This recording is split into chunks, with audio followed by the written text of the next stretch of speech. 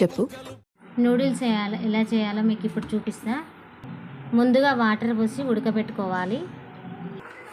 ఉడకబెట్టుకున్న వాటిని ఇలా జల్లిగిన్నెలో పోసుకొని పెట్టుకోవాలి వాటర్ ఉట్టిందాకా. స్టవ్ మీద కడాయి పెట్టుకొని ఒక ఆనియన్ 2 గుడ్లు వేసుకోవాలి. ఇలా కలబెట్టుకోవాలి.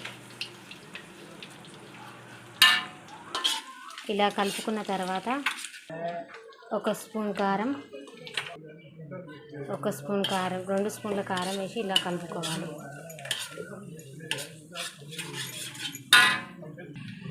కొద్దిగా సాల్ట్ వేసుకోవాలి. కొద్దిగా బాగా ఉడికినాక ఇప్పుడు నూడిల్స్ వేసుకొని కలుపుకోవాలి బాగా.